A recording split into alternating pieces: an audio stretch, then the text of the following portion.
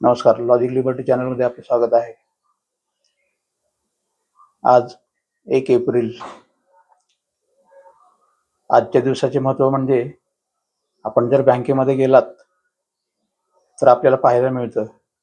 काय पाहायला मिळतं? तर बँकेच्या भिंतीवरती एक फोटो लावलेला असतो आणि तो फोटो अशा प्रकारे किंवा या महान व्यक्तीचा फोटो आपल्याला पाहायला मिळतो.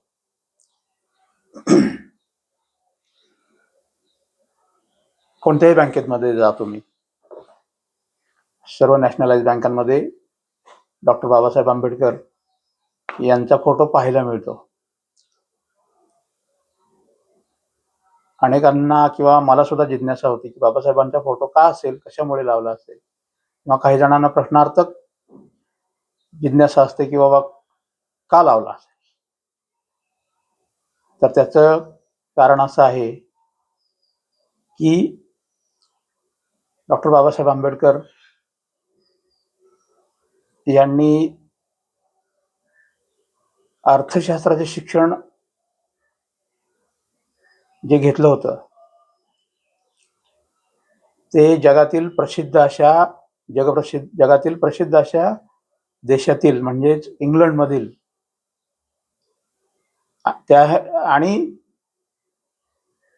त्या देशातील प्रसिद्ध अशा विद्यापीठात म्हणजे लंडन स्कूल ऑफ इकॉनॉमिक्स या विद्यापीठातून डॉक्टर बाबासाहेब आंबेडकर यांनी MSc म्हणजे मास्टर ऑफ सायन्स आणि DSc म्हणजे डॉक्टर ऑफ सायन्स, ज्याला आपण PhD म्हणतो, या पदव्या प्राप्त केलेल्या आहेत. आणि या पदव्या प्राप्त करणारे डॉक्टर बाबासाहेब आंबेडकर हे एकमेव आणि प्रथम भारतीय आहेत.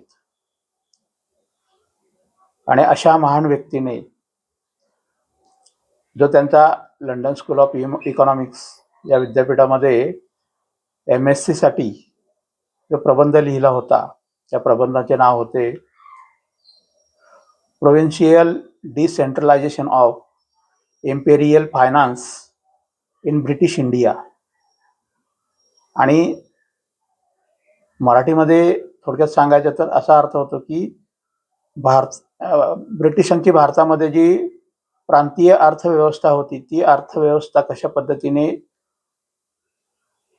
देशाचे आर्थिक स्थिती बिघडवणारी आहे हे दर्शवणारी किंवा हे दर्शवणारे किंवा या विषयावरती त्यांच्या डोळ्यात अंजन घालणारा हा विषय होता. डॉक्टर बाबासाहेब आंबेडकर यांनी साधारणपणे 1921-22 मध्येच MSc master of science he London school of economics मधून ही पदवी प्राप्त केली. त्यानंतर डॉक्टर बाबासाहेब आंबेडकर यांनी पुढील शिक्षण म्हणजे डॉक्टर ऑफ सायन्स, जी जगातील सर्वात कठीण परीक्षा आहे मानली जाते, ज्यालाच आपण PhD पण म्हणतो, ही डॉक्टर ऑफ सायन्स DSc सुद्धा डॉक्टर बाबासाहेब आंबेडकर यांनी नोव्हेंबर 1923 मध्ये डिग्री पूर्ण केली आणि PhD प्राप्त केली. विद्यापीठाने त्यांना ही PhD प्रदान केली. आणि या PhDचा जो प्रबंध होता, त्या प्रबंधाचा विषय होता the problem of rupees, its origin and it's solution. म्हणजे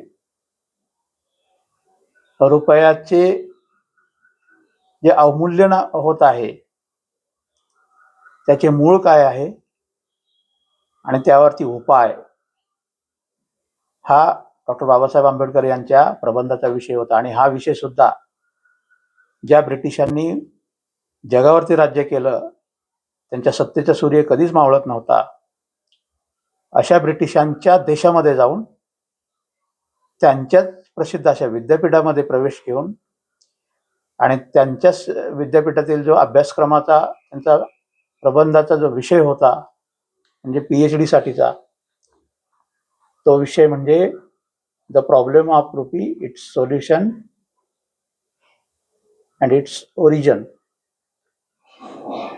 म्हणजे भारतामध्ये ब्रिटिशांनी जी आर्थिक भारताची पिळवणूक केलेली आहे त्यामुळे भारतीय रुपयाचे कसे अवमूल्यन होत आहे, हा त्यांचा विषय होता. आणि थेट एका प्रकारे डॉक्टर बाबासाहेब आंबेडकर यांनी ब्रिटिशांना त्यांच्या आर्थिक धोरणाविषयी किंवा त्याच्या आर्थिक धोरणावर टीका करण्याचं धाडस या प्रबंधाच्या माध्यमातून डॉक्टर बाबासाहेब आंबेडकरांनी दाखवलं होतं. आणि हे धाडस सुद्धा डॉक्टर बाबासाहेब आंबेडकर यांच्या विद्वत्तेमुळे ब्रिटिशांना मान्य करावं लागलं होतं. आणि म्हणूनच लंडन येथील प्रसिद्ध विद्यापीठाने म्हणजे लंडन स्कूल ऑफ इकॉनॉमिक्स या विद्यापीठाने डॉक्टर बाबासाहेब आंबेडकरांना नोव्हेंबर 1923 मध्ये PhD प्रदान केली. आणि याच डॉक्टर बाबासाहेब आंबेडकर यांच्या PhDचा जो प्रबंध होता तो पुस्तक रूपाने प्रसिद्ध करण्यात आला भारतामध्ये. आणि याच the problem of rupee, its origin and it's solution या ग्रंथाच्या आधारे 1 एप्रिल 1935 रोजी भारतामध्ये राष्ट्रीय reserve bank of India RBI या बँकांची बँक असणाऱ्या बँकेची किंवा RBI या सर्वोच्च बँकेची स्थापना करण्यात आली भारतामध्ये. म्हणून 1 एप्रिल ते 31 मार्च हे वित्तीय वर्ष असतं किंवा आर्थिक वर्ष असतं किंवा आर्थिक वर्ष म्हणून ओळखलं जातं. अशा या महान अर्थशास्त्रज्ञांना त्यांचा जर सामाजिक विचार केला तर डॉक्टर बाबासाहेब आंबेडकर ज्या समाजातून येतात त्या समाजाला त्या काळामध्ये काडीची किंमत नव्हती, कवडीची किंमत नव्हती. आणि त्याच डॉक्टर बाबासाहेब आंबेडकरांनी भारताची संपूर्ण अर्थव्यवस्था उभी करण्याचं, निर्माण करण्याचं महान कार्य केलेलं आहे. म्हणून डॉक्टर बाबासाहेब आंबेडकर यांना the father of modern India म्हणून सुद्धा ओळखलं जातं. आधुनिक भारताचे पितामहा म्हणून डॉक्टर बाबासाहेब आंबेडकर यांना ओळखलं जातं.